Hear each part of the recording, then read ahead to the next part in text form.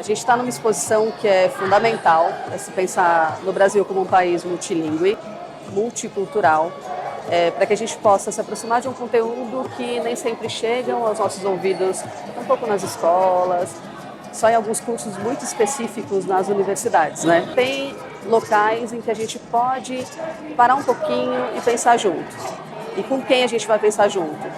Com a Dayara Tucano, uma artista, educadora, ativista e curadora da exposição. Em Reporã é pensar essa perspectiva de boas palavras. Essa exposição é dividida em 4 espaços fundamentais para a gente seguir esse percurso junto com o que foi pensado pela Dayara Tucano, por um grupo de trabalho que realizou uma pesquisa bastante minuciosa dentro da perspectiva ativista e principalmente dentro das línguas indígenas. Para se pensar essa diversidade linguística brasileira, a gente está dentro de uma floresta. Então, se de repente você vai ouvir o som do Irapuru, de uma arara vermelha, é para pensar um pouquinho da gente se reconectar com esse espaço e tentar entender, a partir dessa cenografia, que o Brasil é um país multilingüe e a gente tem alguns agrupamentos linguísticos representados por árvores que fazem parte do bioma de muitos povos indígenas aqui representados. Então, se você chegar pertinho de alguma delas, você vai encontrar um fone e aí, a partir da oralidade, você vai se acostumando com palavras novas e que estão sendo faladas hoje no território brasileiro.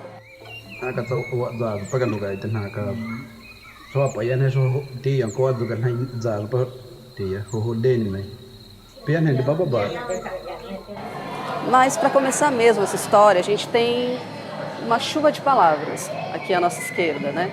Então, essa chuva de palavras, esse grande poema escrito pela Dayara Tucano, ele chove e se transforma num grande rio que circula todas as 4 salas que compõem essa mostra.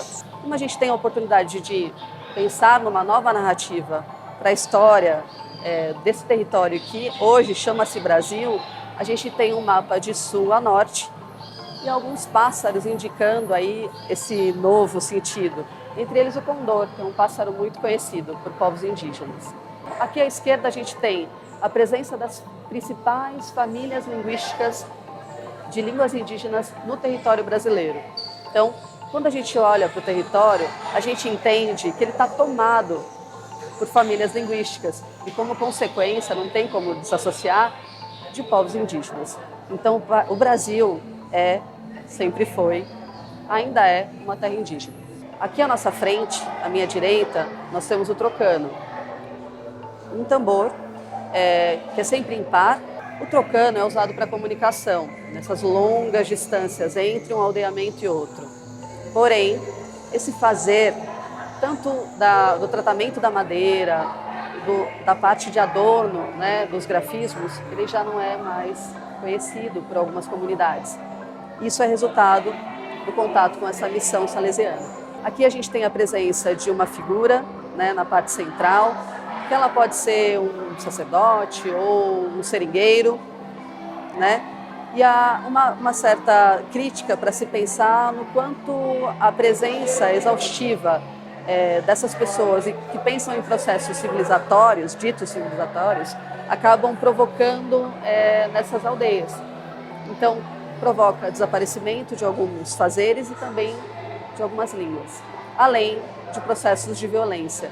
Em frente ao trocano, não teria como não ter uma grande vitrine com objetos rituais. E, nesse caso, objetos do povo tucano. Essa exposição ela fez algumas parcerias e uma delas foi com o MAI-USP. Então, esses objetos, eles trazem essa materialidade para se pensar numa cosmovisão que a gente desconhece.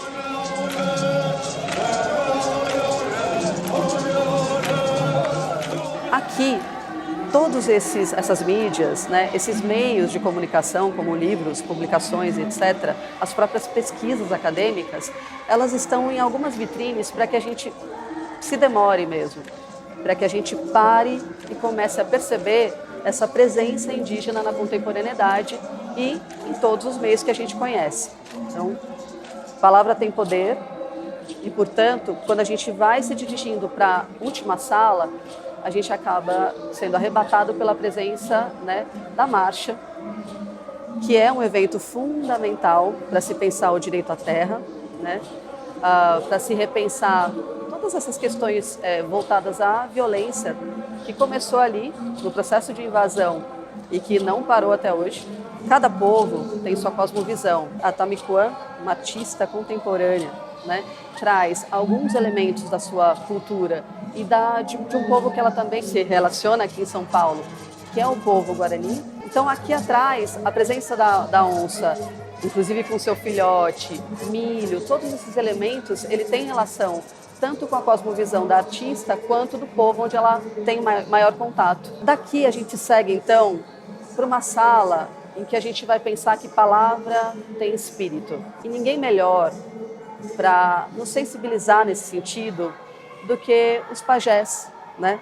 Que pensam nessa inter-relação, essa conexão entre o que está acontecendo aqui, nesse aqui e agora, né? E os encantados, né? Os seres celestes. A gente vai seguindo o rio nos deixa um pouquinho, ele sublima, sobe, lá alcança o céu. Enquanto a gente circula, a gente tem os rezos, né, entoados por muitos pajés.